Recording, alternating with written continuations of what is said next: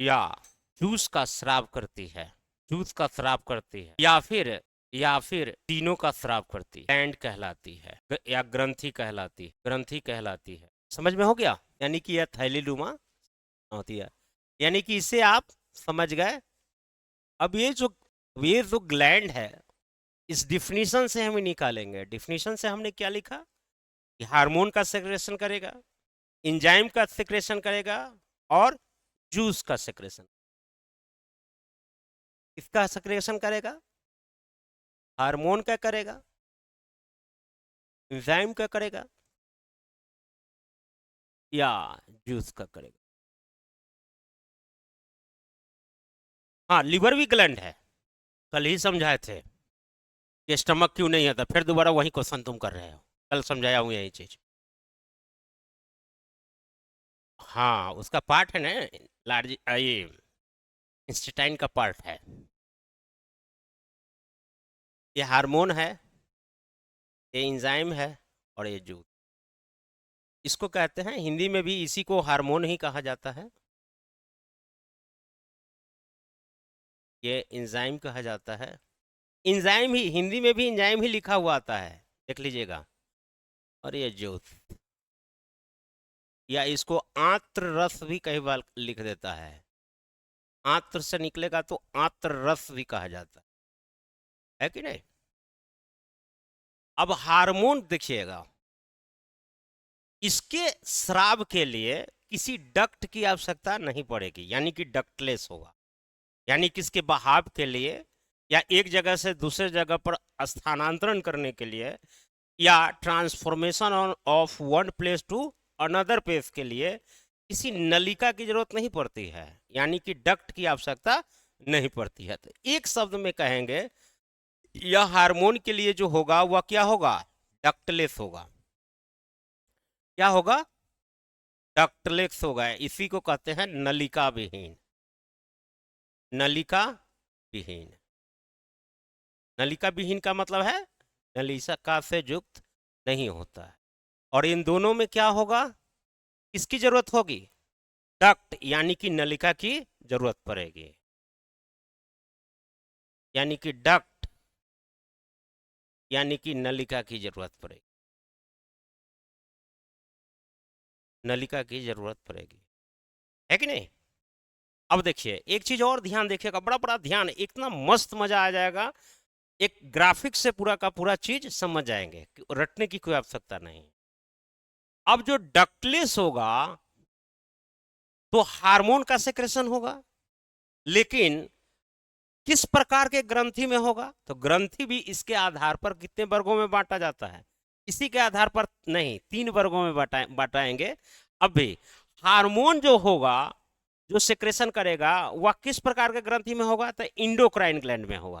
किस प्रकार के ग्रंथि में होगा? इंडोक्राइन में। इंडोक्राइन ग्लैंड में होगा, यानी कि अंतःस्रावी ग्रंथि में के लिए। कैसी ग्रंथि में होगा? अभी तुरंत समझाएंगे कि अंतःस्रावी ग्रंथि से कैसे आप समझेंगे। तो अंतःस्रावी ग्रंथि से होगा। किससे होगा? अंतःस्रावी ग्रंथि। और जिसमें यह नलिका होगा, तो यह किस में होगा? एक्सोक्राइन ग्लैंड होगा। किताब बहुत पढ़िएगा तो इस टाइप का ग्राफ देखे हो, नहीं डाला गया है। यानी कि ग्राफ के अनुसार आपके दिमाग पर पूरा फिट हो जाएगा साइंस। यानी कि एक्सोक्राइन ग्लैंड होगा।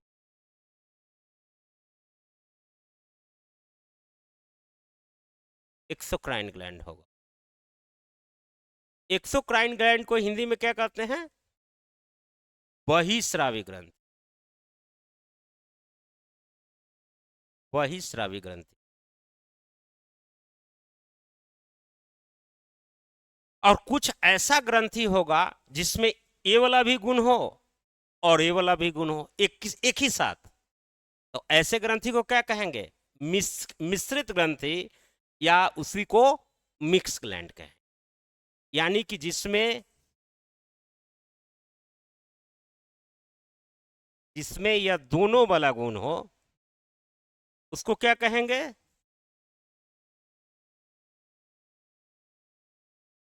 मिक्स ग्लैंड के, यानी कि इसी को क्या कहेंगे, मिश्रित ग्रंथि, मिश्रित ग्रंथि। मिश्रित ग्रंथि कहने का तात्पर्य क्या हो गया कि इससे तीन सब चीज निकलेगा, क्या क्या निकल सकता है आप लोग बताइए। इससे हार्मोन निकलेगा, हार्मोन भी निकलेगा, या एंजाइम निकल सकता है, या क्या मिलेगा, जूस निकल,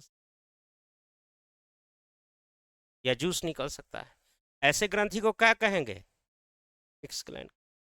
और एक चीज और जानिएगा, इससे एक और चीज निकलेगा, इसमें एक और चीज पाया जा सकता है, इसमें डक्ट भी होगा और डक्ट लेस भी होगा, है कि नहीं। इसमें डक्ट भी पाया जाएगा और डक्टलेस भी होगा, डक्ट भी होगा और डक्टलेस भी होगा, लेस भी होगा।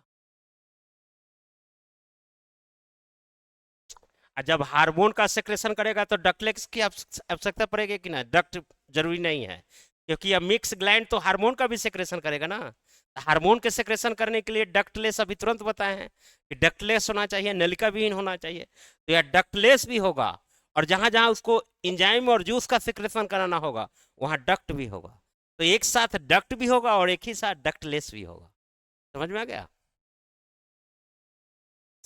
हार्मोन के सेक्रेशन के लिए, अरे कर तो रहा है, या तीनों ना है।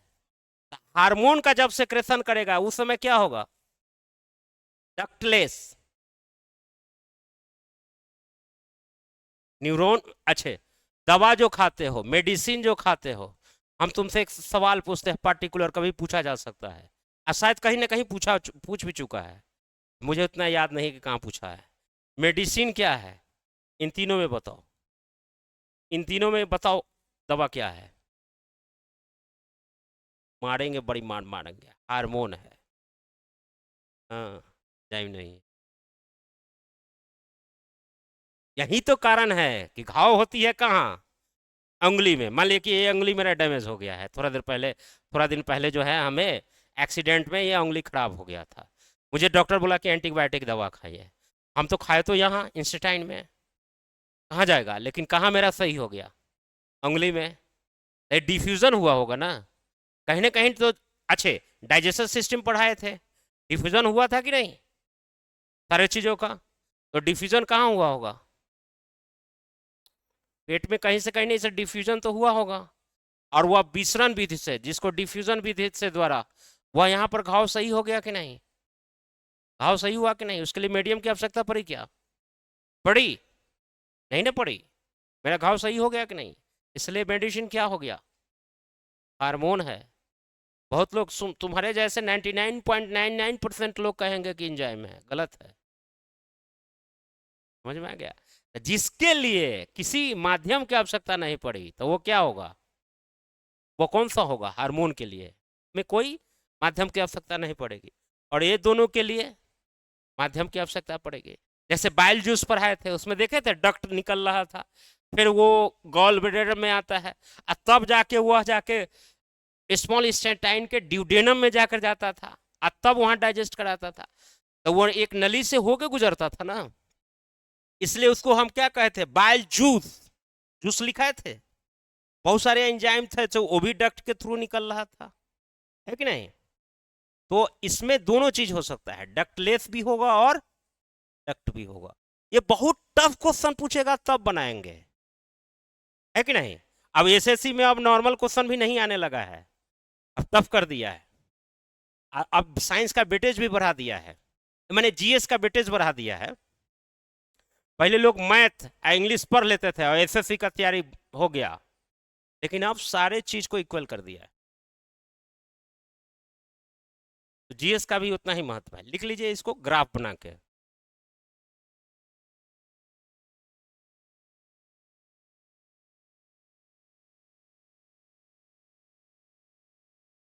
इतना नहीं समझे हो तो फिर आगे ग्लैंड नहीं समझ में आएगा, पहले क्लियर आप लोग बोलिए कि मेरा समझ में आ गया, तभी आगे बढ़ेंगे, तभी समझ में आएगा।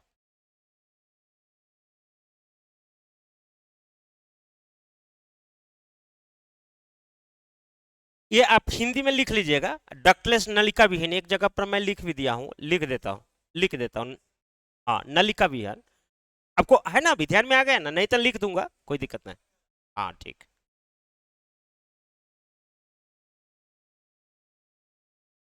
हो गया। अब देखिए, इसी सेक्रेशन के आधार पर ग्लैंड्स को हम 3 वर्गों में बांटेंगे, पीछे बता दिए हैं। ग्लैंड यानी कि ग्रंथि,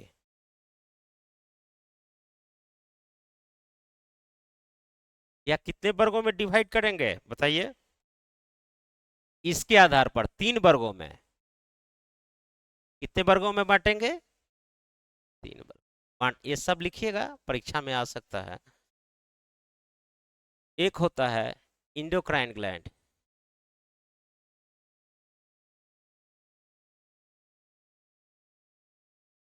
एक होता है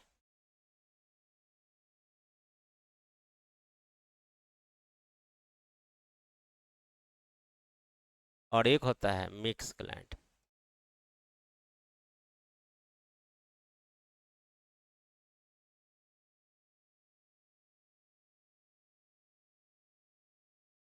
इसको कहते हैं अंतःस्रावी ग्रंथि।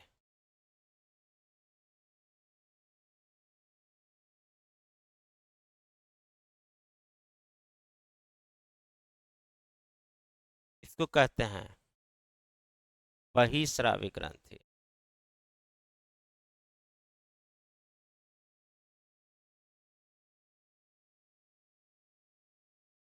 और इसको कहते हैं मिश्रित ग्रंथि।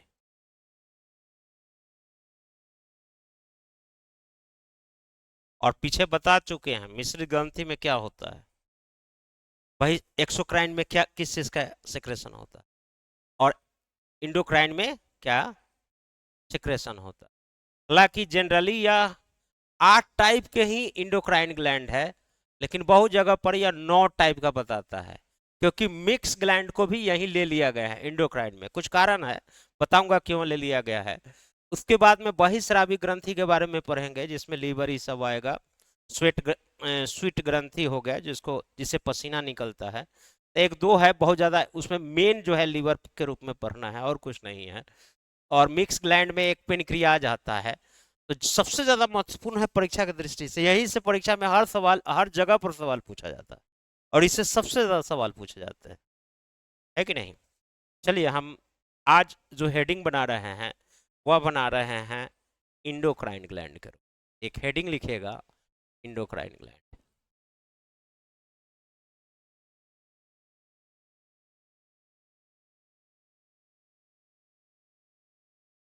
इंडोक्राइन ग्लैंड, इंडोक्राइन ग्लैंड, इसको कहते हैं अंतःस्रावी ग्रंथि।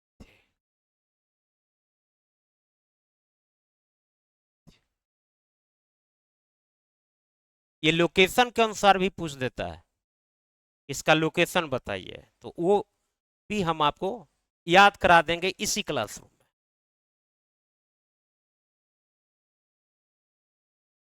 पहला लिखिए हाइपोथैलेमस ग्लैंड,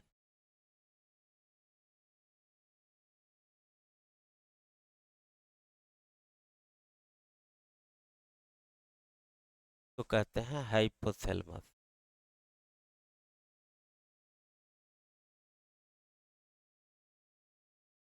हाइपोथैलेमस ग्रंथि। दूसरा है पीनियल ग्लैंड, पीनियल, पीनियल ग्रंथि।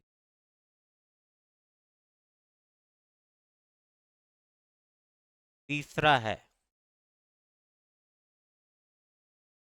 प्यूटरिटरी ग्लैंड, प्यूटेटरी ग्लैंड, इसको कहते हैं हिंदी में पीयूष ग्रंथि।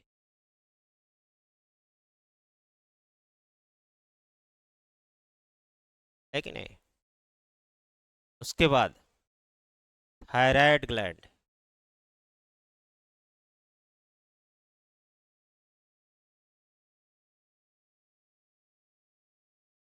के बाद होता है, इसको हिंदी में थायराइड ही बोला जाता है।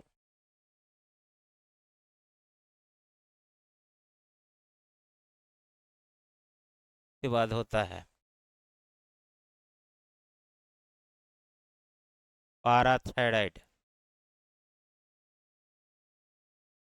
Parathyroid gland.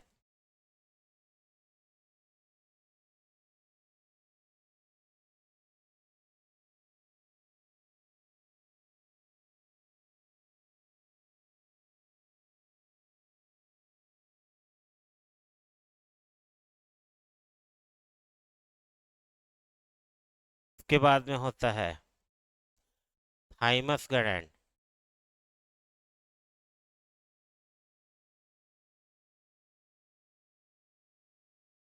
थाइमस ग्रंथि।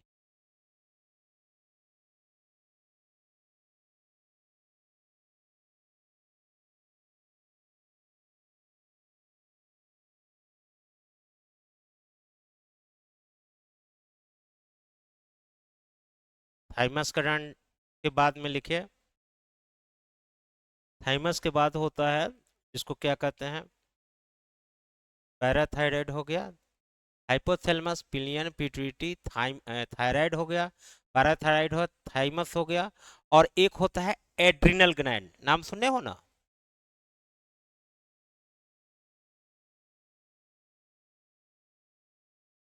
लेकिन उससे पहले ये पेनक्रियाज लिख लो, उससे पहले पेनक्रियाज होता है तो ज्यादा अच्छा रहेगा। हैं? हाँ, लेकिन इसलिए बोले थे, पेनक्रियाज मिक्स में जाता है, लेकिन यहाँ भी इसको सर्च किया जाता है, इसलिए बोले थे ना कि 8 या 9 होता है, तो हम इसको लेते हैं यहाँ भी, यहीं ले लेते हैं। पेनक्रियाज लिख लो।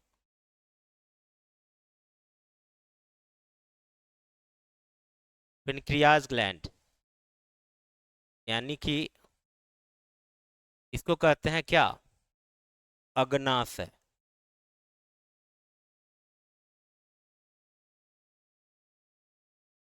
के बाद में होता है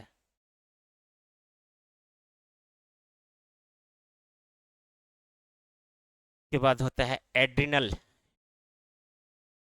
एड्रिनल ग्लैंड, इसको कहते हैं अधिवृक्क ग्रंथि।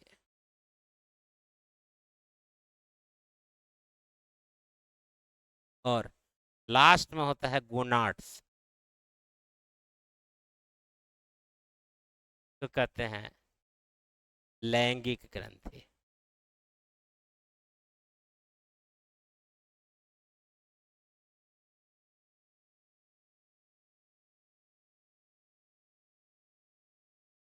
नौगो हो गया ना।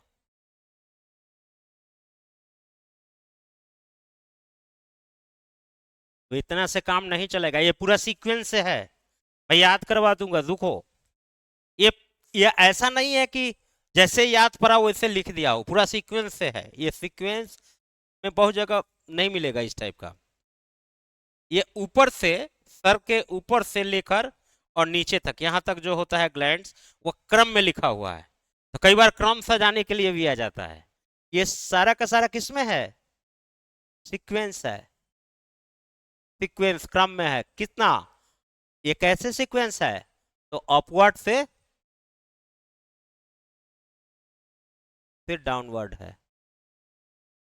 डाउनवर्ड है। आप लिखिए ऊपर से नीचे की ओर, ऊपर से नीचे की ओर क्रम, नीचे की ओर क्रम, क्रम में यह सजा हुआ है।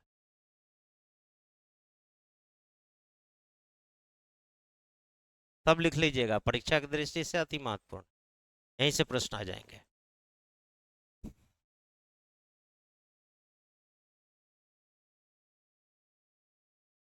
एक चीज लिखते जाइएगा, ये तीनों जो होता है ये हेड में पाया जाता है, सिर में पाए जाते हैं, है कि नहीं? थायराइड और पैराथायराइड यह किस में पाया जाएगा? नेक में, यानी कि गर्दन में पाया जाता है।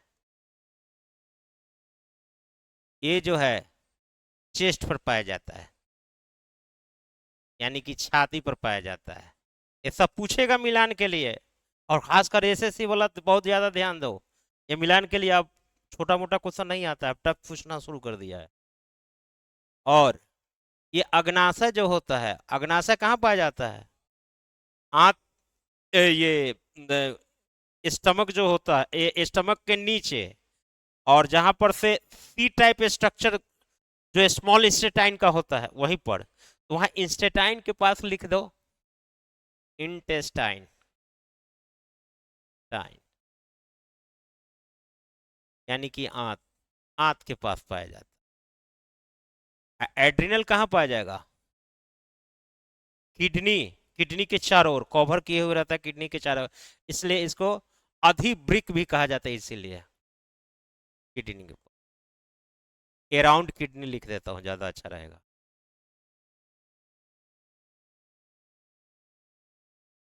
कवर अराउंड किडनी, यानी कि ब्रिक के चारों ओर।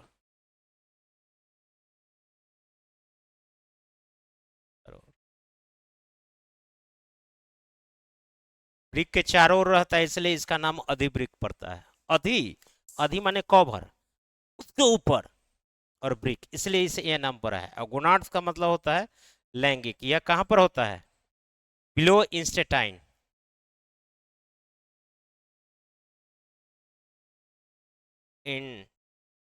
इंटेस्टाइन, यानी कि आंत के नीचे, आंत के नीचे।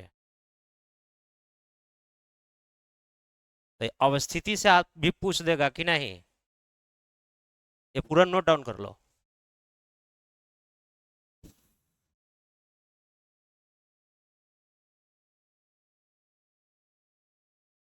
बिलो इंस्टेटाइन, आंत के नीचे।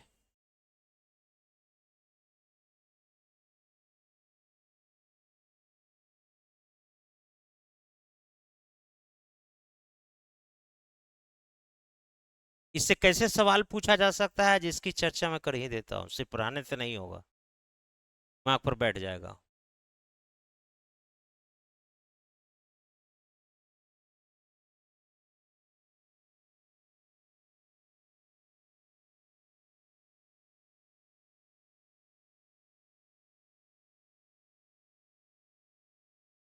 नोट कर लीजिएगा तो बोल दीजिएगा मुझे।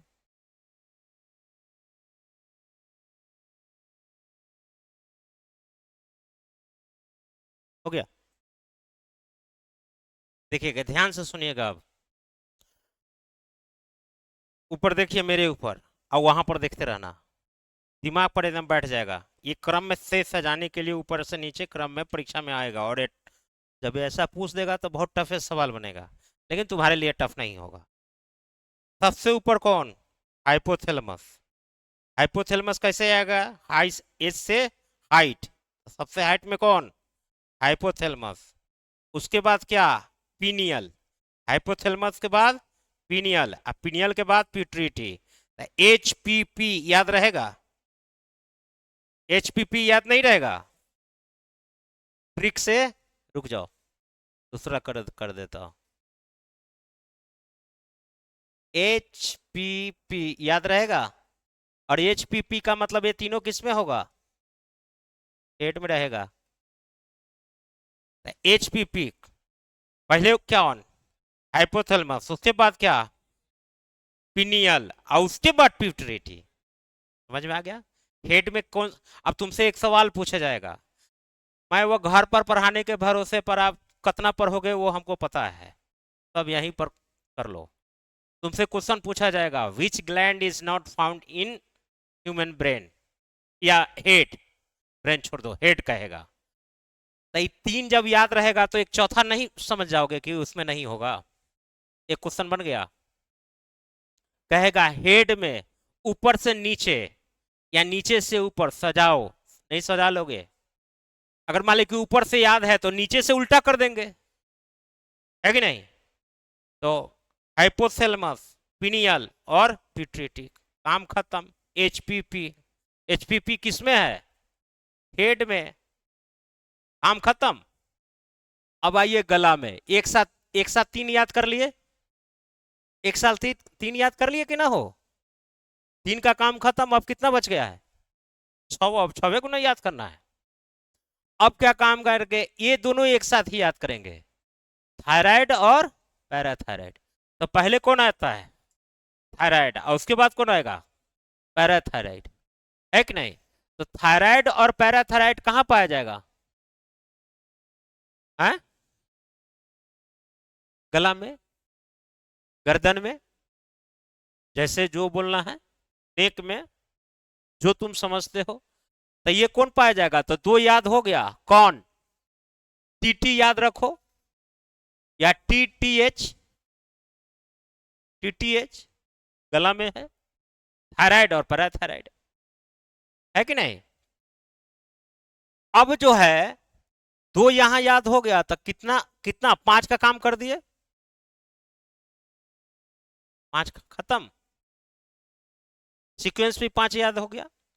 अब क्या करेंगे, थाइमस, थाइमस का मतलब क्या होता है, कहां पाया जाएगा, छाती पर। गांव देहात में सुनते होंगे, रे थाइमस खा के जान गवा दल को, जौहर खा लेल को। तो थाइमस एक होता है हमारे यहाँ, गेहूं में रखते हैं, याद है। अरे गांव देहात में रहे होगे तो थाइमस ने पहले नहीं रखा था, इतना बदनाक गोला होता था, जिसके कारण उसमें घून नहीं लगता था, कीड़ा नहीं लगता था। हाँ अभी भी होता है। तो थाइमस वाला याद है ना। तो जब भी थाइमस खाएगा तो क्या होगा, गला या छाती पे ही दर्द होता है, याद हो गया, थाइमस से छाती पर होगा। ट्रिक से समझ गए। तो यहां पर कै को याद रखना है, यहाँ खाली थाइमस वाला एगो याद रखना है। तो टोटल कितना हो गया, तीन या दो पांच एक छह, आप तीनों को ना याद करना है। उसके बाद थाइमस जो होगा, थाइमस पर खाया तो उसके बाद में क्या करेंगे, उसको बहुत दवा देके मिक्स उक्स करके उसको इलाज कराएंगे। बहुत ढंग का दवाई खिलाएंगे तो मिक्सिंग ही ना होगा। तो मिक्स ग्लैंड किसको कहते हैं, पेनक्रियाज को। तो उसके बाद कौन आएगा, पेनक्रियाज। अच्छा, लेकिन उससे भी नहीं हुआ तो अधिक गोली खिलाएंगे, यानी कि अधिवृक्क। अधिवृक्क के लिए कौन आएगा, गुनाड्स। तो ये गुनाड्स कहां होगा, वृक्क के चारों ओर, यानी कि एक यहां से याद हो गया, है कि नहीं। और उसके बाद में क्या हो गया, कि उसके बावजूद भी वह नहीं बचा, यानी कि क्या हो गया, इस संसार से चला गया, है कि नहीं।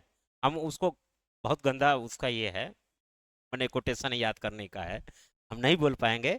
समझना कि अंतिम में वो मौत हो गई, यानी कि लैंगिक ग्रंथि हो गई। ये लास्ट में एक याद रखना है। ट्रिक से या नहीं याद हो गया, ऊपर से नीचे की ओर हुआ कि नहीं, किसको किसको याद हो गया, तुमको नहीं, तुमको नहीं याद हुआ, तुमको।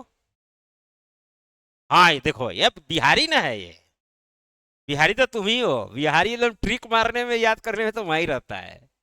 देखो ये इसमें परीक्षा में सवाल आएंगे, निश्चित रूप से आएंगे, चाहे वो एसएससी हो या बीपीएससी का हो। और ये सीक्वेंस बार बार ऊपर नीचे करके पूछ लेता है, तो याद रहना चाहिए। देखो एक बार हमारे ऊपर ध्यान से देखो, उछो बोर्ड पर लिखा हुआ, गोली मारो। सबसे ऊपर कौन, उसके बाद पिनियल, उसके बाद पिट्यूटरी, उसके इंग्लिश में तुम याद रखो, इंग्लिश वाला जल्दी याद हो जाएगा। तुम अधिबिरी का ये सब रहोगे तो फंस जाओगे। और उसके बाद क्या, थायराइड, उसके बाद पैराथायराइड, उसके बाद क्या, थाइमस, और उसके बाद क्या होगा, पेनक्रियाज, पेनक्रियाज के बाद क्या, एड्रिनल, एड्रिनल के बाद क्या है, गोनाड्स। एड्रिनल के बाद एक लास्ट में तो गोनाड्स है। नौ को नहीं याद हो गया, अब आंख मूंद के याद करो। हमारे यहाँ एकदम बिल्कुल जाओ, क्लास पक्का करके तो दूसरों को पढ़ाओ। अब मैं इसको इधर कर दिया। अब बताओ। हाँ हाँ हाँ, हाइपोथैलेमस, पिनियल पिट्यूटरी, गजब, कमाल। थायराइड और पैराथायराइड क्या करना है, 5 को एकदम गजब। और उसके बाद छठा में छाती वाला, जहर खाया होगा। Thymus, thymus, thymus. नहीं, पैराथाइरोइड इसमें नहीं होता है, इसमें पेनक्रियाज होता है। और उसके बाद एड्रिनल, और उसके बाद गुनाड्स। हो तो गया, कहाँ भारी है। देखो लड़का, लगभग लगभग मार दिया। तुम कोशिश करो। हाँ, पिनियल। हाँ, वाह, गुड। तो अब याद है, कहता है कि हमको यादें नहीं है। तो कोई बात है, सब याद हो जाएगा एक बार में, इतना याद हो गया, साधारण बात है। हमारा क्लासे में याद करवा देता हूँ, तो घर पर पढ़ने के भरोसे की नहीं। अब कुछ है, एक दूसरा हेडिंग लिखो, यह परीक्षा की दृष्टि से बहुत महत्वपूर्ण है। सम इम्पोर्टेंट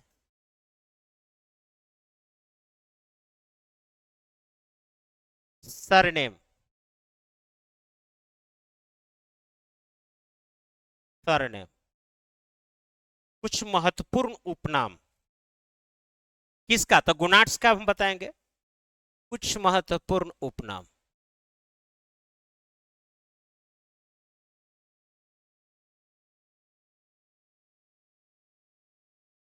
उपनाम कौन कौन है, पहला लिख लीजिए। पहला लिखिए, मास्टर ग्लैंड, मास्टर ग्रंथि। मास्टर ग्लैंड हिंदी में भी हिंदी में भी लिख सकते हो, इंग्लिश में भी आता है, मास्टर ग्लैंड ही लिखा आता है। उसको मास्टर ग्रंथि कहते हैं। किसको कहा जाता है, मास्टर ग्रंथि कहा जाता है, प्यूट्रिटी ग्लैंड। अब तुम लिख लो, प्यूट्रिटी ग्लैंड भी लिखो, या पीयूष ग्रंथि। मास्टर ग्लैंड कहा जाता है प्यूट्रिटी ग्लैंड को, मास्टर ग्लैंड कहा जाता है प्यूट्रिटी ग्लैंड को।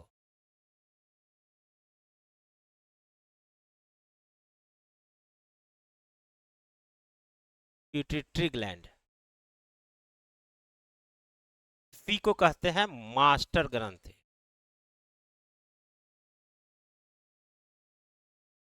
इसको कहा जाता है पीयूष ग्रंथि को, पीयूष ग्रंथि को कहा जाता है। दूसरा वाले में लिखो, दूसरा में लिखो सुपर मास्टर ग्लैंड, या master of master gland. Super master gland, या मास्टर ऑफ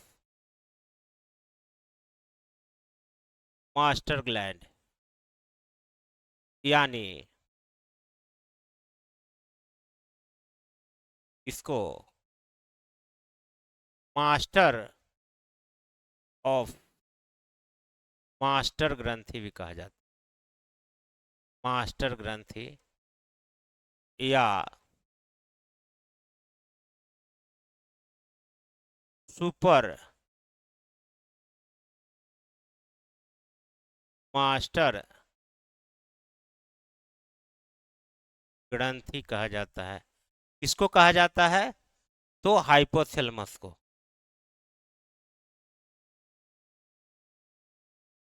हाइपोथैलेमस को कहा जाता है, hypothalamus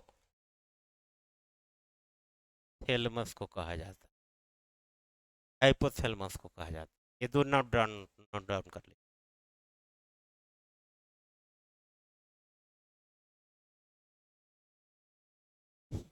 third I of human body, third I of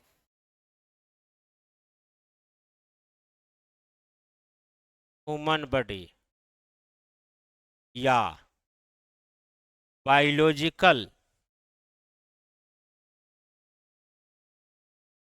clock gland.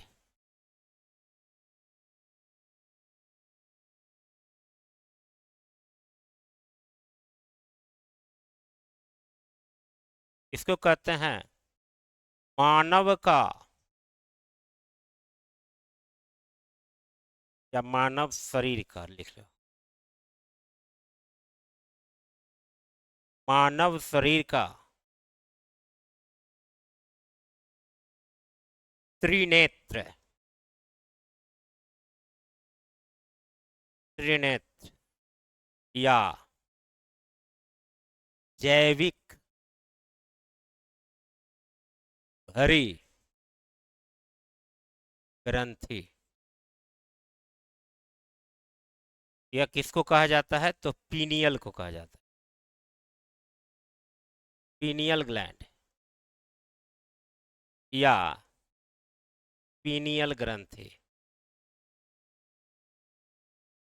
Pineal ग्रंथि को कहा जाता है। पहले इसको नोट डाउन कर लीजिए।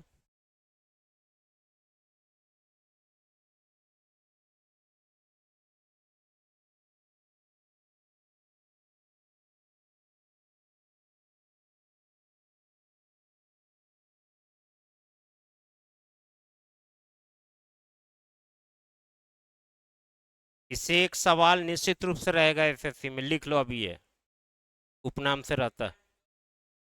बायोलॉजिकल क्लॉक है, डॉग कहाँ लग गया है? ये डी क्लॉक है, CLOCK है, डॉग मत पढ़ लेना। जैविक घड़ी ग्रंथि,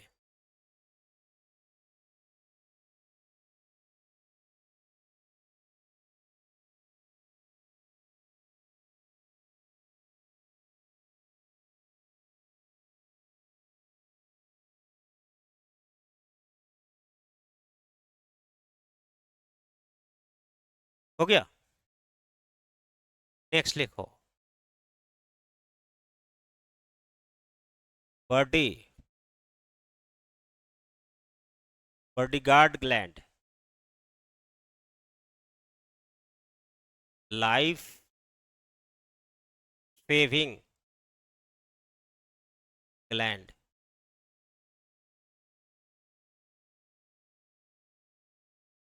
डू और ए डाई ग्लैंड,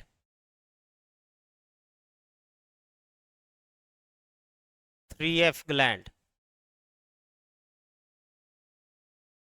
या 4S ग्लैंड,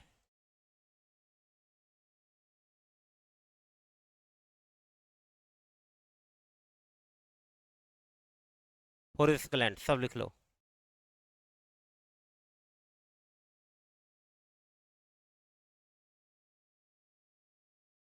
इसी को इमरजेंसी ग्लैंड भी कहा जाता है।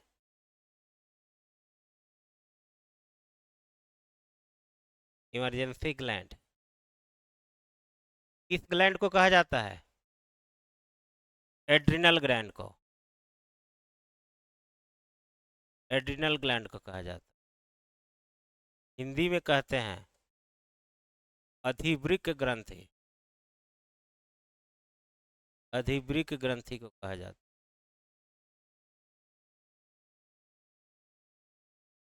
इसी को कहते हैं, हिंदी में लिखेंगे तो जीवन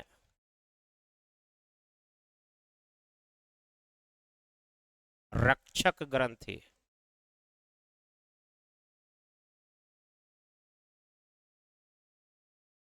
शारीरिक सुरक्षा ग्रंथि,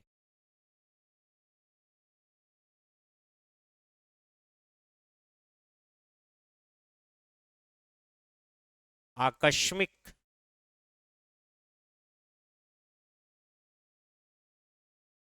ग्रंथि या इसी को 3F ग्रंथि या इसी को कहते हैं 4S ग्रंथि।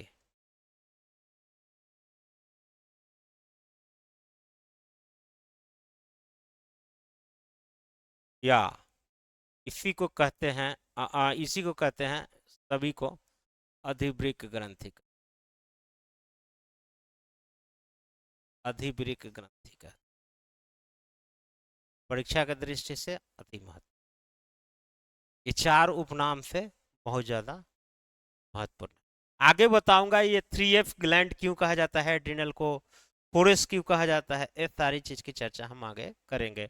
सिर्फ अभी उपनाम से संबंधित इसको नोट डाउन करते। फोरेस एस है,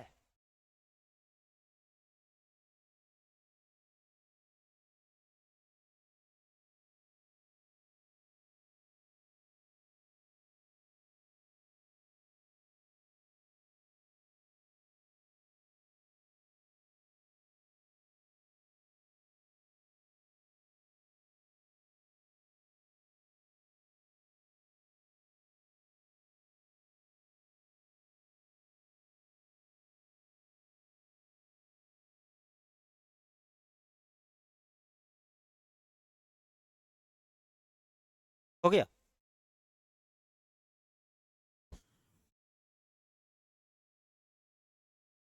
सम इंपॉर्टेंट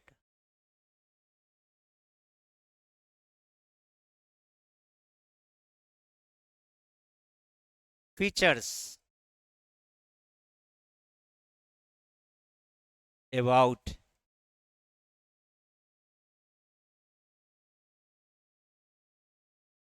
ग्रंथि के बारे में,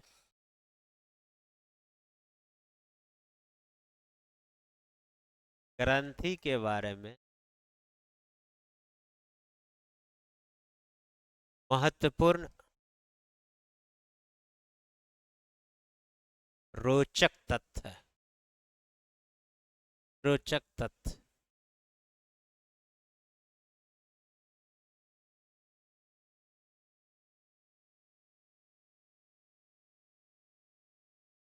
लिखिए। Smallest endocrine gland, smallest endocrine gland वाला पॉइंट लिखिए। एल स्मॉलेस्ट इंडोक्राइन ग्लैंड क्या होगा,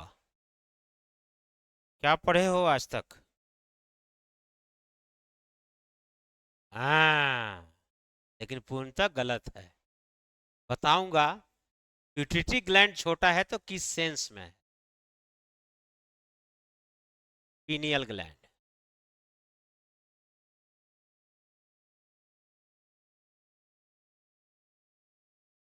ये लिखो, wait wise, wait wise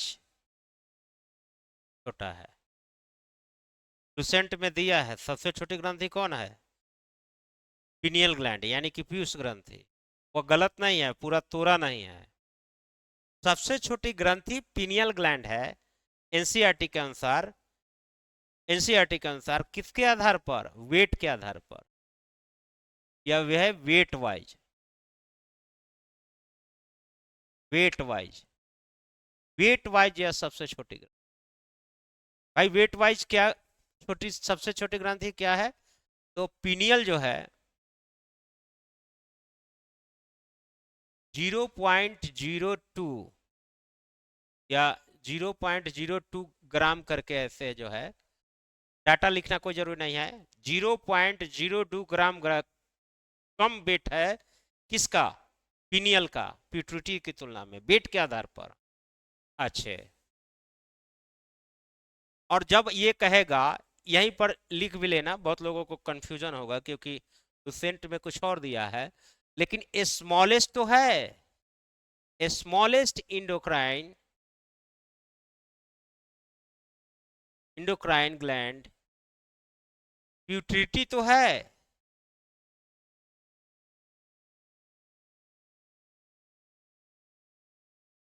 pituitary gland तो है, लेकिन किसके आधार पर है? ये बहुत महत्वपूर्ण है, पूछेगा तब। को बदल बदल के उत्तर देना। यह साइज वाइज, साइज के आधार पर छोटा, किसके आधार पर है, साइज के आधार पर छोटा है। लेकिन वेट के आधार पर सबसे छोटा कौन है, पिनियल है। तो ये ऐसा तथ्य तुम्हें बहुत मिलेगा ही, बिरले ही जगह मिलेगा। ये लिख लो, कैसे क्वेश्चन पूछेगा उस अनुसार से। सेकंड, सेकंड चीज लिख लो, सेकंड फैक्ट्स लिख लो। स्मॉलेस्ट, स्मॉलेस्ट नहीं लिखो, वो तो लिखा ही दिए। Largest endocrine gland, largest endocrine gland क्या होगा,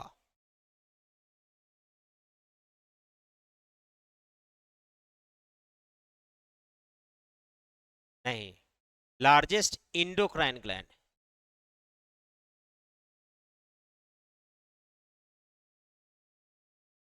ये लिख लीजिए। या इसका मैं हिंदी तो नहीं लिख पाया, हिंदी लिख लिए कि लिखा लिखा दूं, और समझ में आ रहा था तो ठीक है, नहीं तो लिखा दूंगा मैं हिंदी में लिख। लार्जेस्ट इंडोक्राइन ग्लैंड इसमें जो होता है वह होता है थायराइड ग्लैंड, थायराइड ग्लैंड।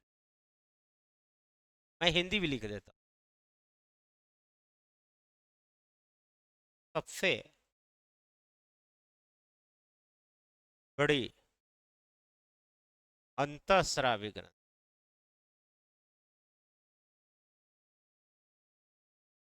स्रावी ग्रंथि, यह कौन सा है, थायराइड ग्रंथि,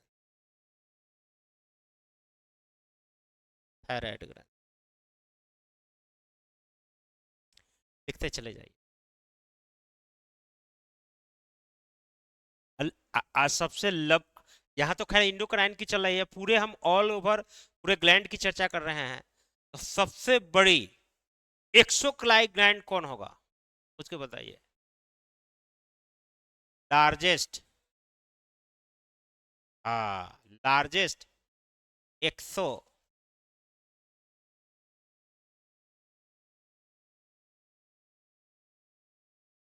क्या होगा, क्या बोले हो, लीवर, कंफर्म, अभी तो पढ़ाया नहीं हूँ लीवर, लेकिन थोड़ा सा गेस कर रहे हो। लीवर ही है, बिल्कुल सही बोला है,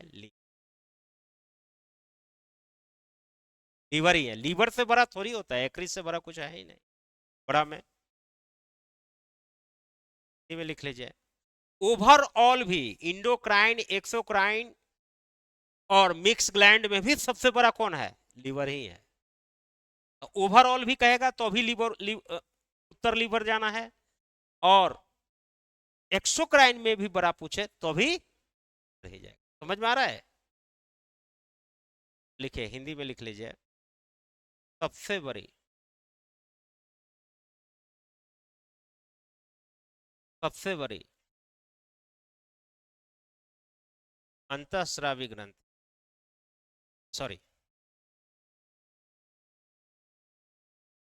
बहिस्रावी ग्रंथि,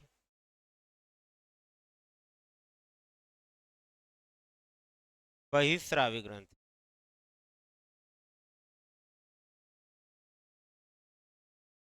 कौन होगा, यकृत, इसी को यकृत भी कहा जाता है, लीवर को, में लिख लीजिए, नोट करके यहां लिख लीजिए। ओवरऑल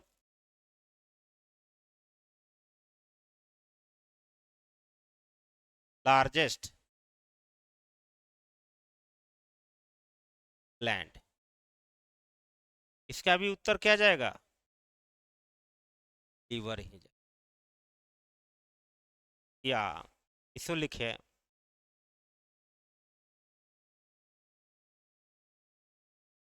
संपूर्ण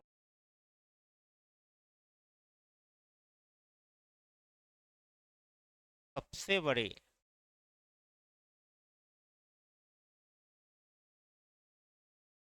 ग्रंथि जो है, यह क्या है, यकृत है। नोट डाउन कर ले।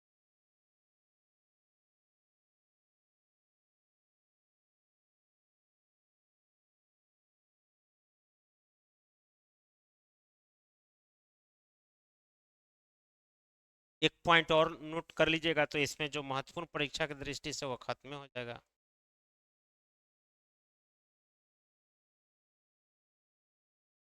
ओनली वन मिक्स ग्लैंड, आप लोगों को सब पता ही चल गया कौन है, पेनक्रियाज है।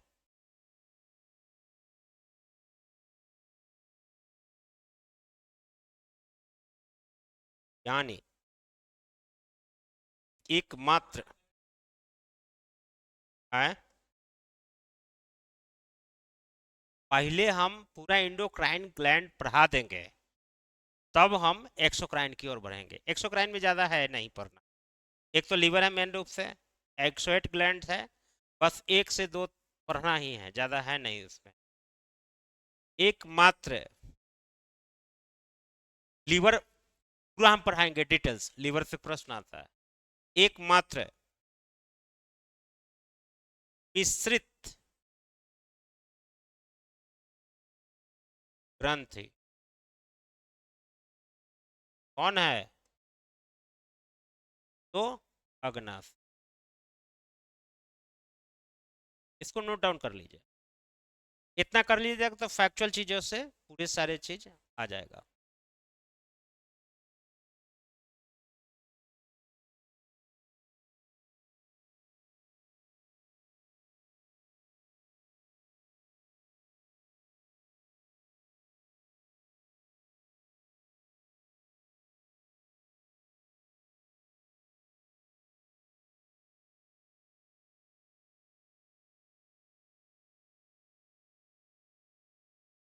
हो गया खत्म।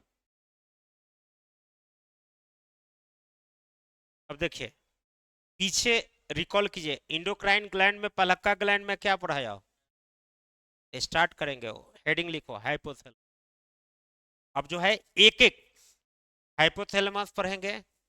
अ- इसी जगह पर थोड़ा सा थैलेमस पढ़ा दूंगा, हालांकि थैलेमस ग्लैंड में नहीं पढ़ना है, वो ब्रेन में पढ़ना है।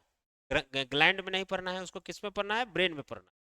बस थोड़ा सा हम बताएंगे। देखो ये ऐसा भी सवाल पूछ देगा, सुनो एक बार गौर से सुनो, तब सवाल पूछना पड़ेगा, तब सवाल पूछेगा तो ये पूछ देगा कि कौन सा ऐसा ग्लैंड है जो ब्रेन का भी पार्ट है और ग्लैंड का भी पार्ट है। हाइपोथैलेमस कहीं कहीं भी, थैलेमस कभी भी हम ग्लैंड में लिखाए हैं तो फिर कैसे तुम थैलेमस, हाइपोथैलेमस और थैलेमस बोला हो, ये ब्रेन का पार्ट है। रुको अभी थोड़ा सा ये ब्रेन में पढ़ाऊंगा, खाली अब मैं थोड़ा सा डिस्क्लोज कर देता हूं ताकि तुम्हें कंफ्यूजन नहीं हो कि यह कैसे ब्रेन का पार्ट है कि नहीं। तो ब्रेन अभी पढ़ा नहीं रहे हैं, खाली इसको बांट के बता देते हैं कि ब्रेन में इतना पार्ट होता है, वो ब्रेन में पढ़ाऊंगा डिटेल्स। काहे कि थोड़ा सा ग्लैंड से रिलेटेड आ रहा है, हम तो थोड़ा ब्रेन बांट देता हूं, है कि नहीं। ह्यूमन ब्रेन इसका अभी कोई काम नहीं है, काम सिर्फ समझाने में है। तो पढ़ाऊंगा नहीं इसको, जब नर्वस सिस्टम पढ़ाएंगे वहां बताएंगे।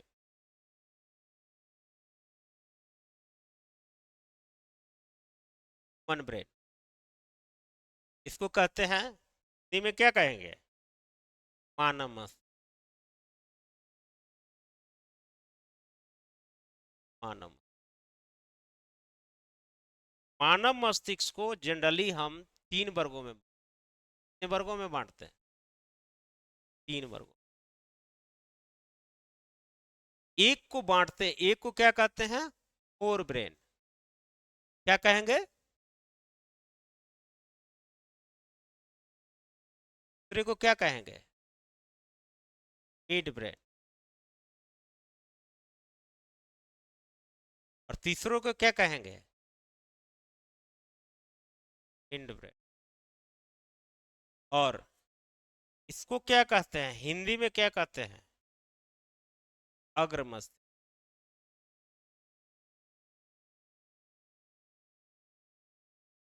को क्या कहते हैं? मध्य मस्तिष्क। इसको क्या कहते हैं? पश्च मस्तिष्क।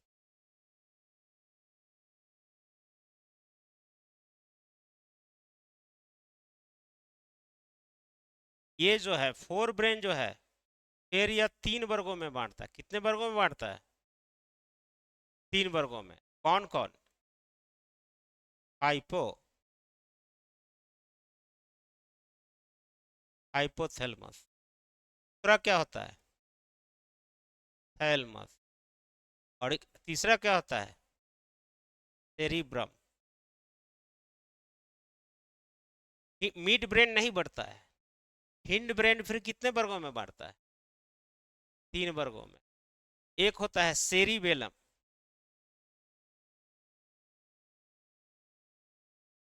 दूसरा क्या होता है?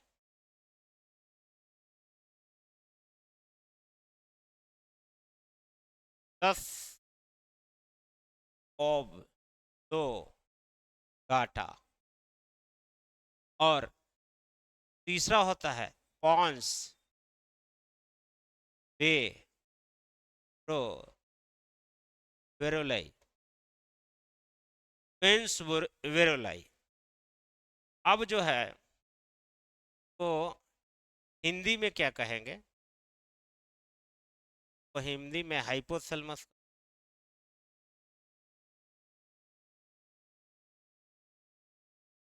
लिख लेना है तो लिख लो, आगे भी काम देगा। थैलेमस। हालांकि ब्रेन में इसको फिर हम को तोड़ के बताएंगे। Cerebrum, cerebellum.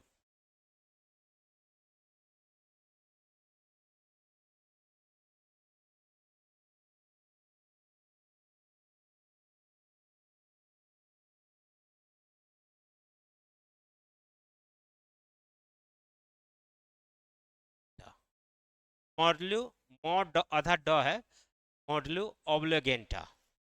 इसको कहते हैं पॉन्स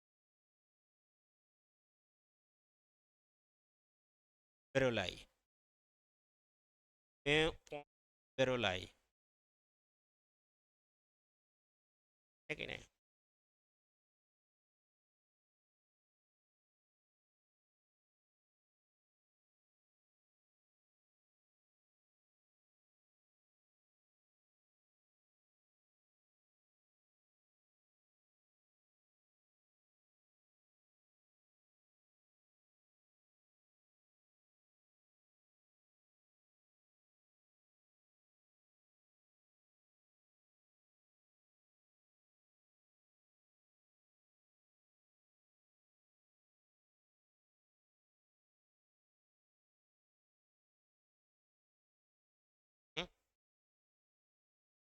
मिड ब्रेन नहीं पड़ता है, मिड ब्रेन का कोई पार्ट नहीं होता ब्रेन में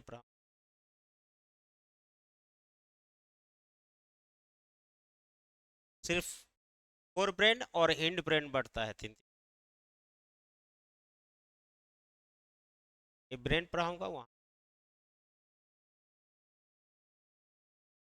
मैं ये सिर्फ बता रहा हूँ, हाइपोथैलेमस के लिए इतना बताना पड़ रहा है, नहीं तो वो भी बताना नहीं। पोन्स वेरोलाई, PONSVERROLLI, वेरोलाई।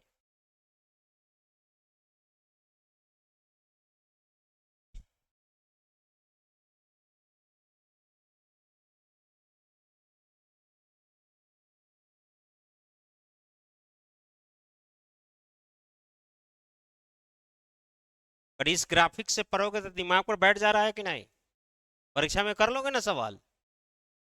है कि नहीं? ढटर पढ़ने की जरूरत नहीं है, मोटी मोटी किताब।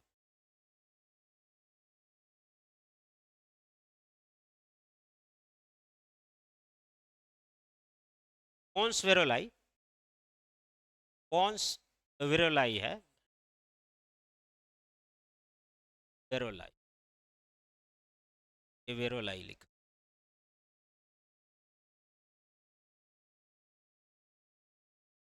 अब देखिए, हम जो वहां पर ग्लैंड में पढ़ रहे थे, तो ग्लैंड्स में जो हम पढ़े थे, आप लोग बताइए, थैलमस था क्या ग्लैंड में? थैलमस था? कहाँ था? ग्लैंड में कहाँ था? ग्लैंड में कहाँ पढ़ा दिए? हाइपोथैलेमस। थैलमस पूछ रहा हूं मैं। नहीं ना था। सेरिब्रम था, मिड ब्रेन था, सेरिबेलम था। ऐसे पढ़ोगे ना तो दिमाग पर एकदम पूरा एकदम याद रहेगा। मॉडुलस ऑब्लिगेंटा पढ़ाया हूँ, पोन्स वेरोलाई पढ़ाया हूँ। अच्छा, हाइपोथैलेमस था, ग्लैंड में था। तो क्वेश्चन पूछेगा, नोट करके लिख लो।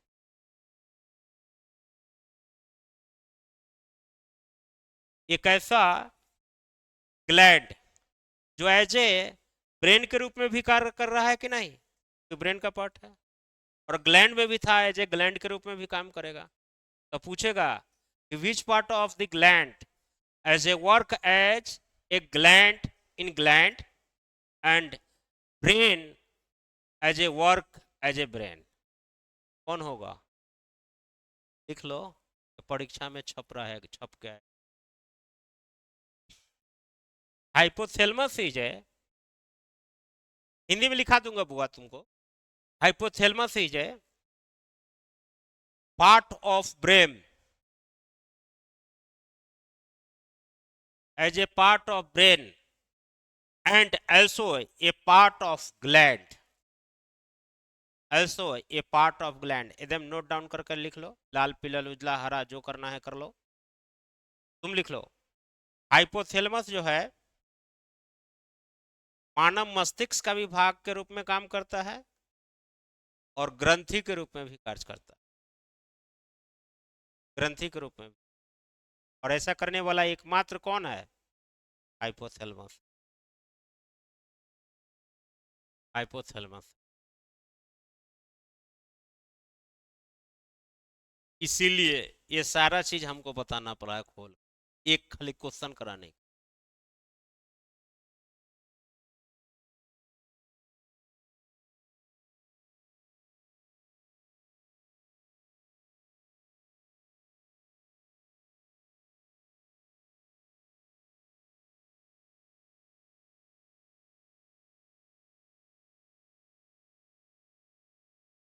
अब देखिए, अब जो यहां पढ़ाएगा वह क्या है?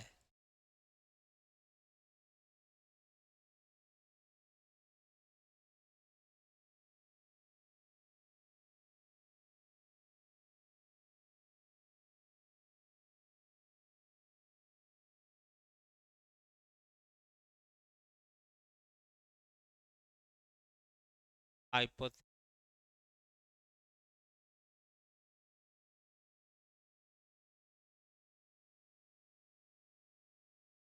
हाइपोथैलेमस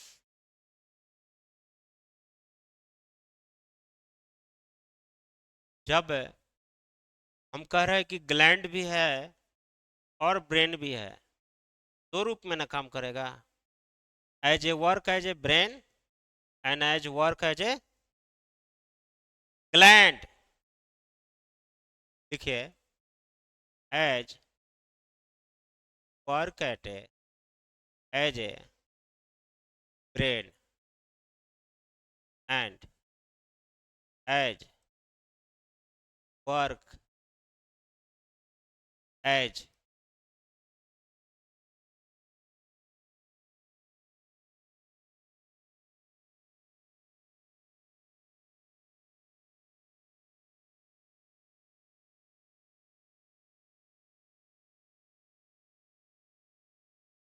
अब देखो, थोड़ा दिमाग लगाना, कैसे बायोलॉजी, कैसे साइंस का सब्जेक्ट है ये, बहुत लोग रटाते हैं, रटने की आवश्यकता। जब ग्लैंड के रूप में काम करेगा और हम इसको हाइपोथैलेमस को इंडोक्राइन के रूप में हम रखे हैं, वर्गीकृत किए हैं, तो इससे किस चीज का सेक्रेशन होगा, किसका सेक्रेशन होगा? एग्जैक्ट टाइम का नहीं होगा। और अच्छा, एंजाइम का नहीं होगा तो जूस का होगा। काय नहीं होगा? पाउच तो है ही, डक्ट नहीं होगा, यानी कि वैसे भी मत बोलो, बोलो ये इंडोक्राइन है, और इंडोक्राइन में सर आप पढ़ाए हैं पीछे कि सिर्फ हार्मोन का सेक्रेशन। गुड, अब दिमाग में घुसा। वो सही बोला, हार्मोन का सेक्रेशन। इसका मतलब क्या करेगा? सिर्फ कोई हार्मोन का सेक्रेशन करेगा, एकमात्र हार्मोन का सेक्रेशन होता है, आगे बढ़ाऊंगा। वह हार्मोन करता है पी आर एच। कौन सा हार्मोन का सेक्रेशन करेगा? P R H. तो अभी इसको छोड़ दे रहे हैं, पहले हम इसको काम करेंगे किसको? हम सिर्फ इतना समझाने को आपको बता रहे थे कि एज ए ग्लैंड के रूप में काम करेगा तो क्या, और वो भी इंडोक्राइन ग्लैंड के रूप में काम कर रहा है, तो सिर्फ हार्मोन का सेक्रेशन करेगा। तो कौन सा हार्मोन का सेक्रेशन करेगा? टीआरएच का करेगा। टीआरएच के बारे में और पढ़ाऊंगा मैं आपको, लेकिन अभी मैं यहीं पर जा रहा हूं। अभी हम क्या काम करेंगे, कौन सा अध्ययन करेंगे? एज ए ब्रेन के रूप में। लिखते चले जाइए, एज ए लिखते जाइए, एज ए ब्रेन के रूप में काम करेगा। देखिए पहले हंगर, हंगर भूख जो लगता है ना, उसका आभास कौन कराता है? हाइपोथैलेमस। तो हंगर को कर, हंगर माने भूख को आभास। उसके बाद थ्रस्ट को कराता है,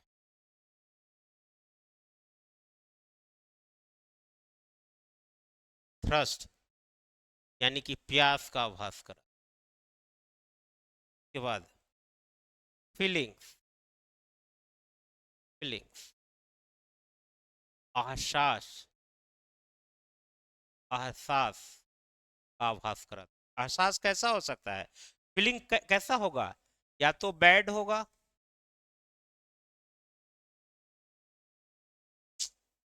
क्या हार्मोन्स, हाँ फीलिंग्स, ये हाइपोथैलेमस। हाँ तो फीलिंग्स कराता है हाइपोथैलेमस। बैड और गुड हो सकता, या तो अच्छा आभास कराएगा, या फीलिंग दो प्रकार का होगा ना, या तो अच्छा होगा या बुरा होगा। अच्छा बुरा भी होगा या अच्छा होगा,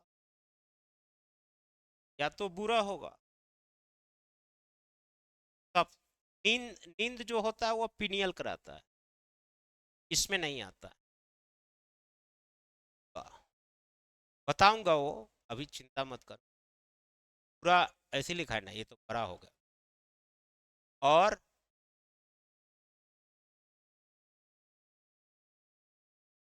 अच्छा का फीलिंग, बुरा और अच्छा का फीलिंग। और क्या कराएगा बताओ? इमोशंस, हाँ इमोशन। और मैं तोड़ दे रहा हूँ शब्द को, और तोड़ दे रहा हूँ कि जैसे कि फीलिंग बता दिया, इमोशन नहीं लिखेंगे तो लड़का समझ में नहीं करेगा। आका इमोशन पूछ दिया तब, इमोशन एक ही शब्द है, इमोशन। इमोशन में क्या हो सकता है?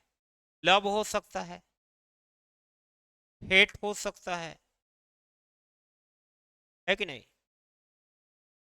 तो जितना प्यार वार होता है ना, उसके लिए रिस्पॉन्सिबल हर्ट नहीं है बेचारा, बेकार झूठ मूठ का ये बदनाम है।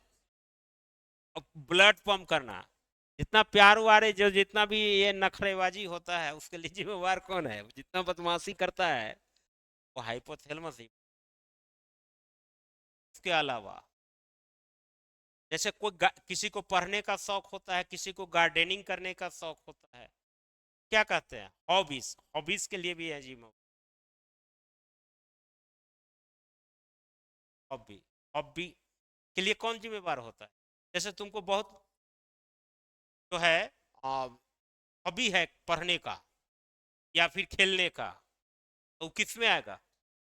हाइपोथैलेमस। अच्छा तुम मुस्कुराते हो, वो किस में आएगा?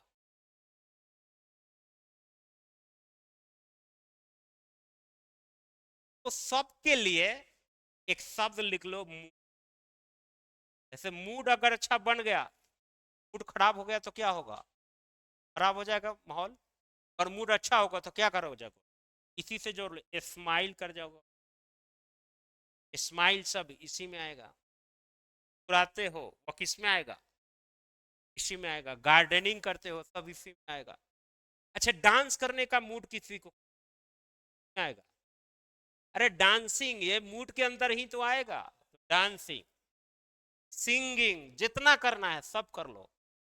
सब किताब में नहीं मिलेगा, खाली उसी को सेंस करते हुए मैं इतना इसलिए चीज लिखा दे रहा हूं कि दिमाग पर से आ जाए। डांसिंग, डांसिंग माने नृत्य करना। सिंगिंग, और क्या करेगा?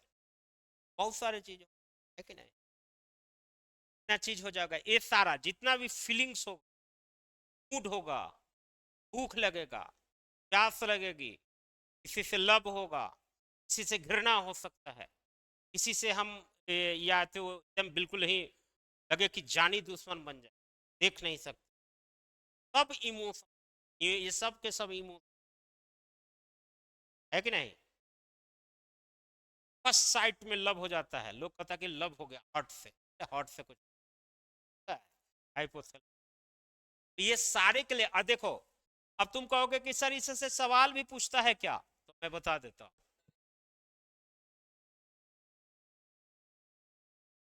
रहने दो रहने दो, अच्छा लग रहा है। अरे तुमको नींद आ रहा है, उधर जाओ उधर जाओ उधर जाओ। इतना अच्छा पढ़ा रहे, इसको नींद आ रहा है। किसी को नींद आ जाएगा, अभी नींद आता होगा वो जग जाएगा। सब यूट्यूब पर देखता होगा तो एकदम सो के जग गया होगा। देखो ये बीपीएससी 64वीं में पूछा है। देखो कितना मस्त क्वेश्चन सब है, सब पूछ। ये ट्रस्ट वाला भी पूछ चुका है, और सब तो नहीं अभी पूछा है, लेकिन इससे क्वेश्चन आ चुका है महत्वपूर्ण। तो इसको नोट डाउन कर लीजिए। कर लिए? इसका फुल फॉर्म क्या होता है टीआरएच का? थॉरियोट्रोपिन हार्मोन। अब लिखते चले जाओ।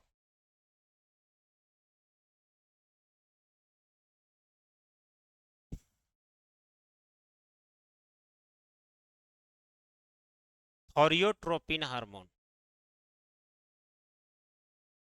भाई इसका वर्क क्या है?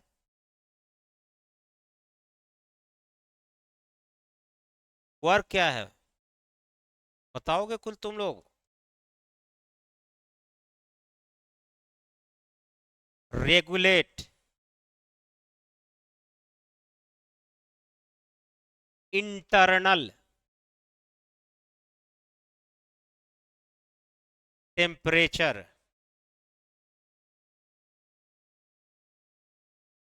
Temperature of body.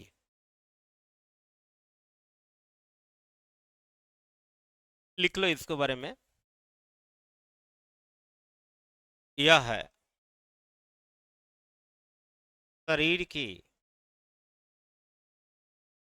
आंतरिक तापमान को नियंत्रित करता है, नियंत्रित करता है।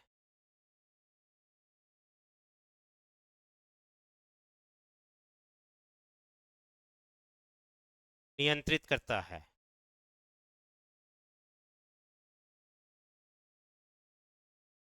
इसीलिए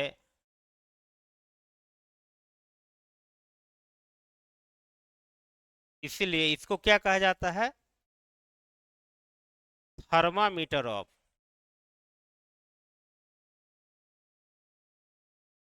thermometer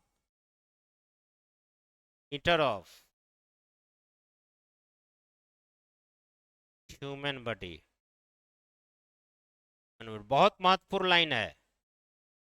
thermometer of human body इसको किसको कहेंगे? पीआरएच को कहा जाता है। यह इक्वेशन लिख लो, बहुत महत्वपूर्ण है परीक्षा के दृष्टि।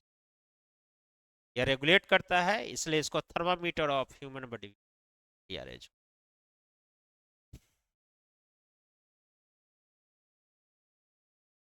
पीआरएच को कहा जाता है थर्मामीटर ऑफ ह्यूमन।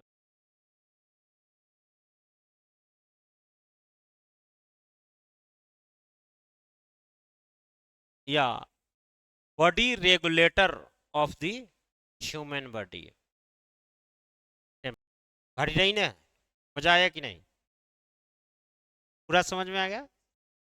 मजा आ गया होगा। अब कुछ SW भी देंगे आप थोड़ा देर में, जो पढ़ाए हैं वो आप करके आइएगा, ठीक है कि नहीं? तो लगता है अच्छा, मैंने घबराना नहीं है कि सर होमवर्क दे रहे हैं, एकदम एंजॉय करना है कि नहीं? याद हो जाएगा। बहुत हल्का हल्का होमवर्क देंगे बहुत भारी नहीं है, जो पढ़ाए हैं उसी में से देंगे। पहले नोट डाउन कर लीजिए है, और जितना भी पढ़ाए हैं उसको 5 मिनट में रिकैप करा देंगे, मैं एक बार रिकॉग्नाइज करा देंगे और तब होमवर्क देंगे।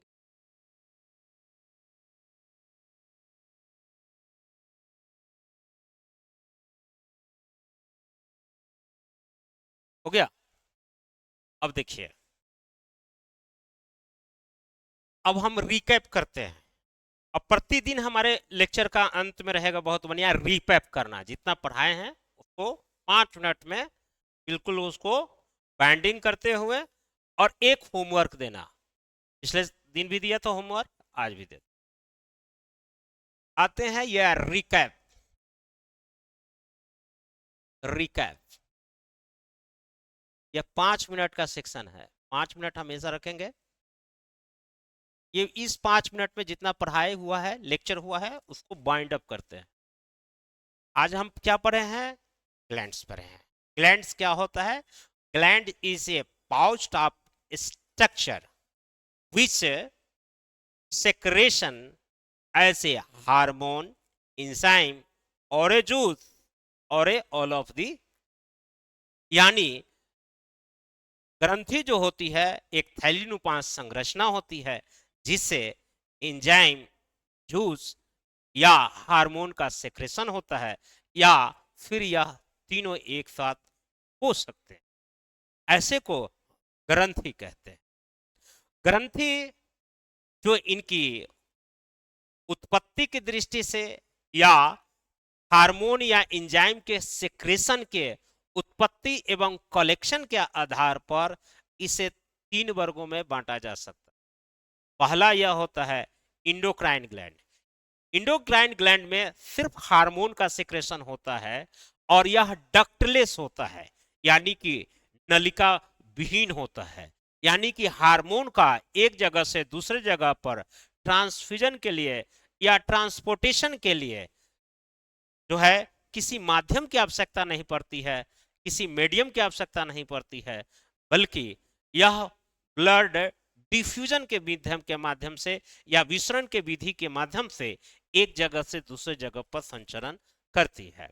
हार्मोन या एंजाइम के संचरण करने के लिए या उसके ट्रांसपोर्टेशन के लिए डक्ट यानी कि नलिका की आवश्यकता पड़ती, उसे हम कहते हैं कि वह जो है वही स्रावी ग्रंथि में होता है। और ऐसे जिसमें डक्ट की आवश्यकता होती है उसे इंडोक्राइन ग्लैंड के अंतर्गत रहते हैं, यानी कि उसे बहिस्रावी ग्रंथि कहते हैं। और एक ऐसी ग्रंथि जिसमें नलिका युक्त भी होता है या नलिका विहीन भी होता है, यानी कि जिसमें हार्मोन्स का भी सेक्रेशन होता है, या हार्मोन और एंजाइम या फिर जूस तीनों एक साथ या दोनों एक साथ सेक्रेशन होते हैं हार्मोन के साथ, तो ऐसे को मिश्रित ग्लैंड या मिक्स ग्लैंड कहते हैं। तो आज जो हम चर्चा किए थे ग्लैंड्स के बारे में, लेकिन ग्लैंड के कुछ स्पेशल फीचर्स के बारे में चर्चा किए थे, वह था सरनेम के बारे में। यानी सरनेम जो है 4 ग्लैंड्स के बारे में हमने बताया था। एक जो पहला ग्लैंड था मास्टर ग्लैंड, यानी कि जिसे हम मास्टर ग्लैंड कहे थे, वह पिट्यूटरी ग्लैंड यानी कि पीयूष ग्रंथि को कहे थे। दूसरा था master of master gland, master of master gland या सुपर मास्टर ग्लैंड जो हम कहे थे, वह हाइपोथैलेमस को कहे थे। तीसरा जो था, जो वह था कि उसको हम कहते थे कि 3F ग्लैंड, 4F ग्लैंड, उसके बाद में क्या कहते थे? बॉडी गार्ड ग्लैंड, उसके बाद बॉडी सेफ गार्ड ग्लैंड, उसके बाद इमरजेंसी ग्लैंड। ये सारे ग्लैंड को हम एड्रिनल ग्लैंड कहते हैं, या हिंदी में अधिवृक्क ग्रंथि कहते थे। और पीनियल ग्लैंड जिसके बारे में हम क्या कहते थे, third I of the human human body कहा जाता है उसे, यानी कि थर्ड आई है वो। उसके बाद में इसी को कहते हैं, इसको कई बार स्लीपिंग ग्लैंड्स भी कहा जाता है, यानी कि सोने के लिए रिस्पॉन्सिबल होता है, जो डार्क हार्मोन का सेक्रेशन करती है, ये भी कहा जाता है। इन सारी चीजों से उपनाम से रिलेटेड हमने 3 से 4 ग्लैंडों को बताया है कि नहीं। उसके बाद जो है कुछ ग्लैंड के बारे में फीचर्स बता देता हूं, कुछ और फीचर्स, सिंबल फीचर मैंने बताया था कि परीक्षा के दृष्टि से खासकर एक दिवसीय एग्जाम जो दे रहे हैं उनके लिए अति महत्वपूर्ण फैक्ट्स है। जैसे सबसे छोटी ग्रंथि एज ए साइज के अनुसार जो होता है वह तो ठीक है, साइज के अनुसार जो होता है वह प्यूटरिटी ग्लैंड होता है, यानी कि पीयूष ग्रंथि होती है। लेकिन सबसे ज्यादा बड़ी जो साइज के अनुसार सबसे छोटी ग्रंथि होती है, लेकिन वेट के अनुसार सबसे छोटी ग्रंथि पीनियल ग्लैंड होता है। सबसे बड़ी ग्रंथि जो होती है वह अंतःस्रावी ग्रंथि यानी इंडोक्राइन ग्लैंड में वह होता है कौन सा, यानी कि थायराइड ग्रंथि। लेकिन जब यही बहिस्रावी या एक्सोक्राइन हो जाता है तो लीवर हो जाता है, और लीवर इतना ही नहीं बल्कि ओवर और सबसे बड़ी ग्रंथि भी है, यानी कि सबसे बड़ी ग्लैंड है। इसके अलावा हमने कुछ इंफॉर्मेशन ये भी बताए थे कि आपको जो है सबसे छोटी हो गया, सबसे बड़ी हो गया, यानी कि, और इसके अलावा इतना भी आप इंफॉर्मेशन रखते हैं तो भी आपका कन जाएगा, जो कम बेस ऊंचा नीचा छोटा बड़ा के नाम के आधार पर है। अब जो हम अध्ययन कराए हैं, पूरा कराए थे पीनियल ये आपका इंडोक्राइन ग्लैंड के बारे में, जिसकी 9 ग्लैंड के बारे में हमने चर्चा की थी। उसमें 3 जो है सर में पाए जाते हैं, सीक्वेंस से याद कराया था। पहले होता है हाइपोथैलेमस, उसके बाद होता है पीनियल, उसके बाद होता है पिट्यूटरी, गले में आइएगा तो यह होता है थायराइड, उसके बाद होता है पैराथायराइड, चेस्ट पर आइएगा तो थाइमस, और थाइमस के नीचे आइएगा तो पेनक्रियाज होता है, पेनक्रियाज के नीचे एड्रिनल होता है जिसको अधिवृक्क कहा जाते हैं, और उसके बाद गोनाड्स होता है। 9 ग्रंथि हमने साफ कर दिया। ऊपर से नीचे पूरे सीक्वेंस में अगर सजाने के लिए आ जाएंगे, उनकी सिचुएशनल कंडीशनल पोजीशन को भी लेकर आएगा तो हम करने की स्थिति में रहेंगे। अब जो हम आते हैं आज इसकी विस्तृत रूप से चर्चा किए वह था hypothalamus. Hypothalamus is only one gland in the human body which work as in both function, as a work as a gland form, work as a brain form। Brain form के रूप में करता है हाइपोथैलेमस के रूप में, जिसमें वह कई तरह के अनुभूतियों को देता है, जैसे थ्रस्ट यानी कि प्यासा का, स्टार्व यानी कि भूख का, उसके एपेटाइट यानी कि भूख का, और तीसरा जो होता है वह होता है इमोशंस का, मूड का, स्लीपिंग का, स्लीपिंग माने स्लीपिंग मूड का, या फिर जॉयफुल का, इंजॉयफुल का, स्माइलिंग का, इसके बाद हार्ट का, लव का, एफेक्शन का, ये सारे चीजें फीलिंग्स जो होते हैं वह हाइपोथैलेमस होता है, एज ए ग्लैंड के रूप में काम करता है। और जबकि टीआरएच के रूप में ये हाइपोथैलेमस है जो ब्रेन के रूप में काम करेगा, और ग्लैंड के रूप में वह जो है कोई ना कोई हार्मोन का सेक्रेशन करेगा, तभी वह ग्लैंड कहलाएगा। और यह हाइपोथैलेमस एज ए वर्क करता है इंडोक्राइन ग्लैंड के रूप में, और इंडोक्राइन ग्लैंड में एक हार्मोन का सेक्रेशन करता है, इसको कहते हैं टीआरएच हार्मोन, इसी को कहते हैं थोरियोट्रोपिन हार्मोन। यह इंटरनल टेम्परेचर को रेगुलेट करता है, इसलिए टीआरएच को कहा जाता है thermometer of the human body, यानी मानव शरीर की आंतरिक ताप को मापने वाली यंत्र। यानी कि सब कुछ हमारे शरीर का जो टेम्परेचर जो बना हुआ रहता है 37.8 ही है ना, नहीं 37.6 है, शायद 6 है यार। यह जो टेम्परेचर बना रहता है it is responsible for only the TRH hormone. That's it, खत्म।